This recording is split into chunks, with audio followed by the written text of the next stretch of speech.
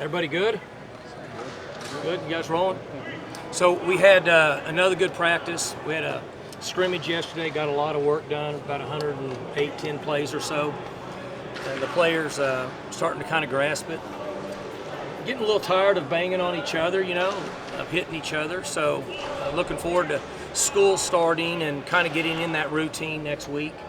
But we had a great workout today, and players are going to eat dinner and then head up to the girls' soccer game. Tonight we're not going to have meetings. We're going to let them go up and support the girls and open up the new stadium. And so we're all kind of excited about that. And it'll be a nice break for the players to go up and watch the girls play tonight. How does that change things with school starting? And you think that does help, like you're saying, with the routine? It's a routine. They're all kind of creatures of habit, and they get into a pattern of breakfast and class and lifting and studying and then meetings and practice. So it's good to get into that routine. It's a little easier when you don't have a game the first week. It works out well this year. It works out nice this year that we can get into that routine and then play the next week. What impressed you the most about the scrimmage, and what do you feel that you guys need the most work on? We were much better in missed assignments. We had fewer penalties, which is good. Got a lot of work in special teams, which I liked. And I think both sides of the ball are getting it. But we still have work. We've got a couple positions where we have young players that are going to be competing at a high level for the first time, so they need some work. But we got a ways to go, 10, 12 days or so. You mentioned young players. You might have made a determination with freshmen on which members are going to play and then which ones you think are going to sit out. We really haven't. I thought we would by now. I know that we're not going to play many freshmen.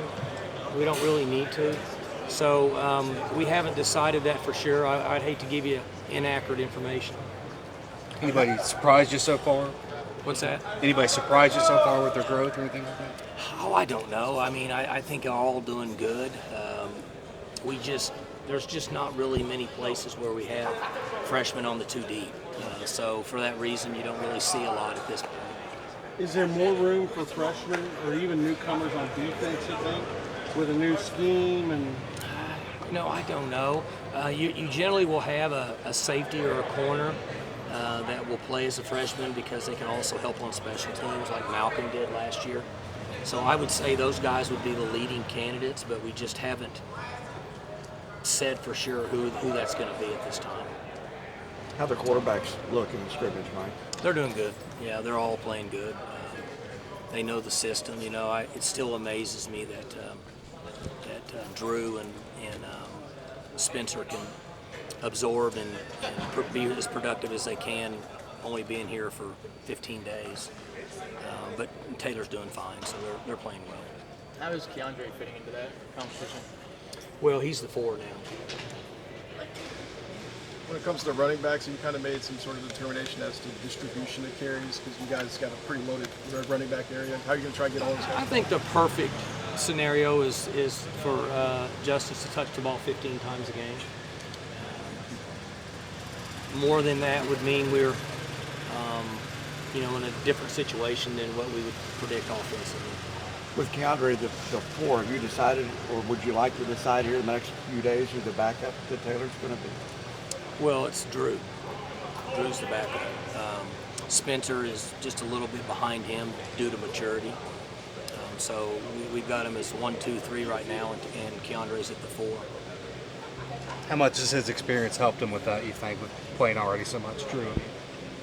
Oh, well, considerably. I think he's 22 years old, and he's got 25 games under his belt at this level. He's had a lot of reps, and experience is very important, and he's much more comfortable just being out into the speed of the game. How much can that help a guy like Spencer Sanders learning from those guys, just because he is young, from a guy like Taylor and Drew Brown? Well, Taylor's been in there doing it for 3 years, and that's a very knowledgeable room, and obviously Mike's very intelligent and does a good job of getting the information to the guys, and they can learn more than they even think they can by just being in that room and just watching the tape and listening and standing together and talking with those guys. Taylor knows this offense as well as anybody's ever been here. And so he's a valuable asset to a guy like Drew and Spencer. A couple weeks ago, you mentioned the difficulty of being only 6 foot playing quarterback. How have you felt Drew Brown, though, has done despite that, being shorter than the other guys? He's been fine. And anytime you have a guy that's, once you get to 6'2" or above, really, I think you're in good shape.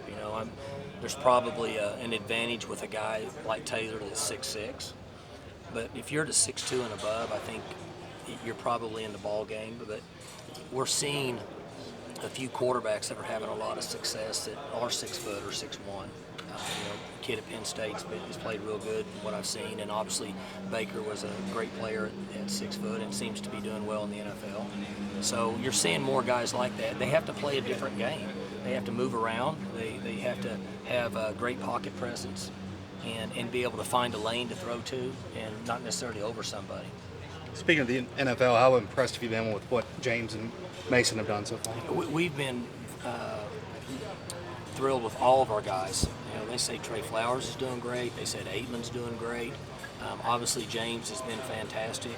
I did not read it or hear it, but I was told that Big Ben asked for James to come in and play more. So whether that's true or not, I don't know, but it looks like he would want him as the way he goes up and gets the ball.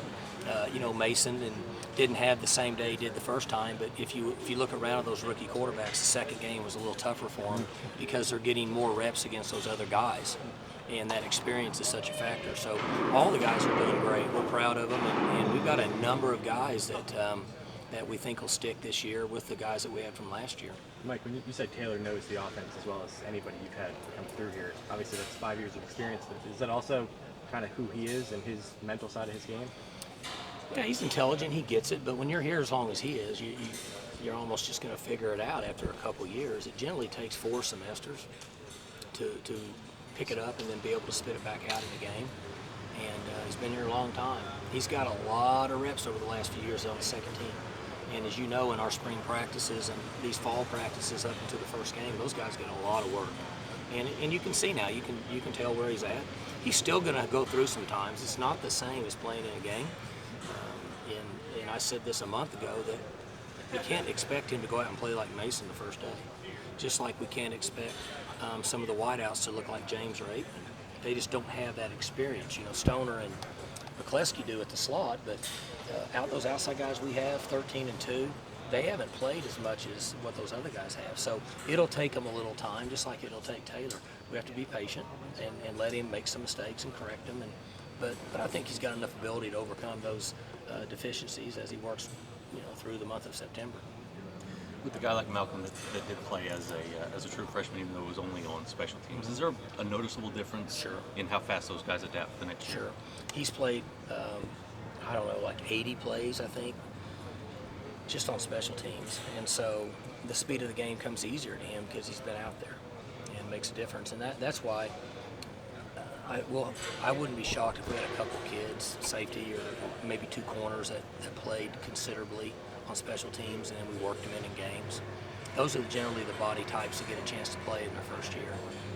What stood out about him when you guys plucked him out of Wagner? Well, he was a fantastic shortstop.